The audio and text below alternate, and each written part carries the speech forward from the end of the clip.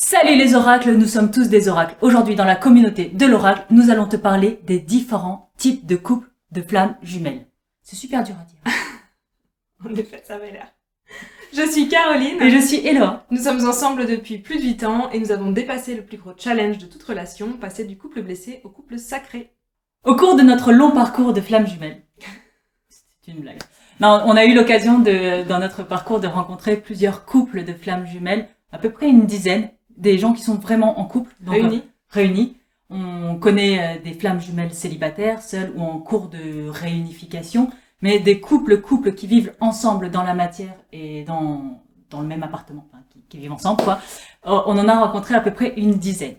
À partir de ces rencontres-là, j'ai ma curiosité qui a été piquée en me disant, tiens, est-ce qu'il y a quelque chose en dehors de nous, de juste notre ressenti, qui peut nous orienter sur ce qu'est le parcours flamme jumelle?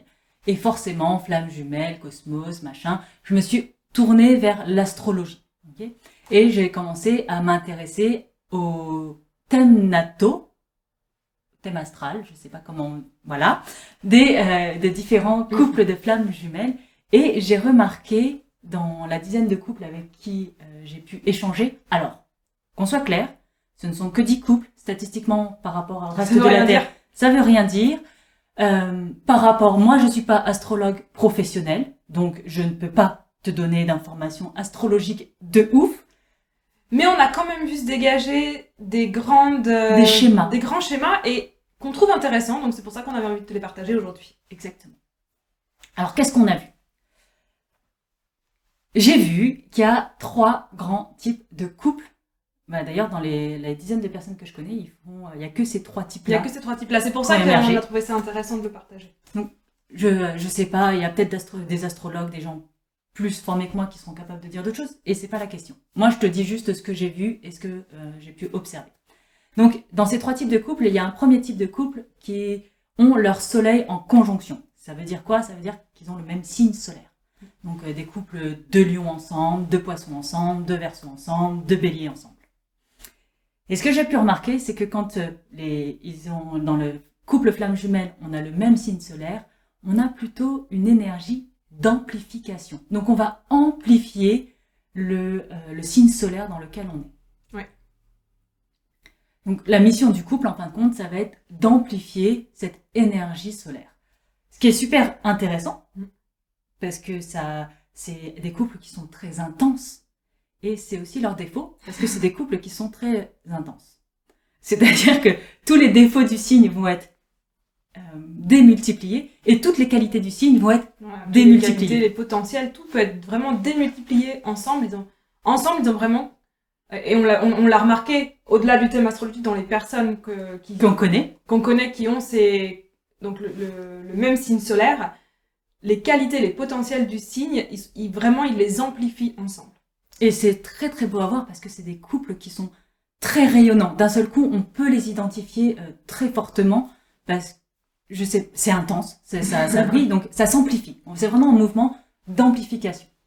Le deuxième type de couple qu'on a pu remarquer, c'est des couples qui ont leur soleil en carré. C'est-à-dire que leur signe, il est à 90 degrés. Là, ce que j'ai vu dans ces couples-là, c'est que j'aurais plutôt tendance à dire qu'ils ont une mission d'apaisement. C'est des couples qui fritent un peu, qui sont où ça devient assez, c'est intense dans le conflit, en fait. Ça va être des couples où il y a toujours un mouvement un petit peu de rupture. On ne sait pas trop si ça va tenir et tout ça, parce qu'il y a beaucoup de friction. Et en même temps, toute cette friction, ça dégage tellement d'énergie que c'est des couples qui avancent énormément, qui avancent très vite. Donc, le mauvais côté, c'est que c'est tendu. Et le très bon côté, c'est que ça dégage énormément d'énergie sur lesquelles ils peuvent s'appuyer pour construire. Et qu'une fois qu'ils ont dépassé la partie friction, ils vont arriver dans quelque chose de très harmonieux.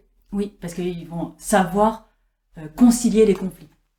Et enfin, le troisième couple que j'ai pu voir, c'est les couples avec un soleil en opposition, donc qui est diamétralement opposé. Tu vas avoir le lion et le verseau, et le scorpion et le taureau.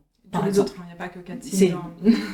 Moi, je m'intéresse que aux signes fixes. Après, toi, tu vis ta vie. Non, mais c'est vraiment, en fait, tu vas voir sur un thème astral, c'est que les signes, ils sont en opposition diamétrale.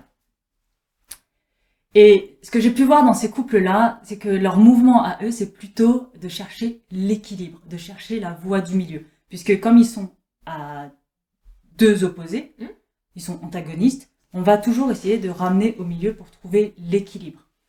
Le bon côté des choses, c'est que justement, on va toujours chercher la voie du milieu, avancer dans l'équilibre, essayer de concilier les extrêmes. Du coup, ça fait une ouverture d'esprit et une ouverture de cœur importante, puisque pour concilier les extrêmes et être dans la voie du milieu, on travaille sur justement l'ouverture de cœur. Donc on est vraiment dans un mouvement de non-jugement, on arrête de regarder le point de vue binaire. En fait, on se détache complètement du point de vue binaire, noir-blanc et tout ça, la dualité. C'est quelque chose dont on veut s'extraire totalement. Par contre, comme ils tirent chacun des deux côtés, le risque, c'est l'inertie et la paralysie. C'est de ne pas bouger, de rester un peu bloqué. Si chacun tire de son côté de la corde, il se passe plus rien. Non. Parce qu'on a tendance à faire ça, alors que le mouvement, il est plutôt à faire ça pour se rejoindre au milieu. Donc ça, c'est les 3 grands couples qu'on a pu observer. Si tu veux être accompagné sur ton chemin de couple sacré, que tu sois seul ou en couple, et que tu as envie de le faire avec nous, on te met un lien en description et on peut en parler. Et on se dit à très vite dans la communauté de l'Oracle.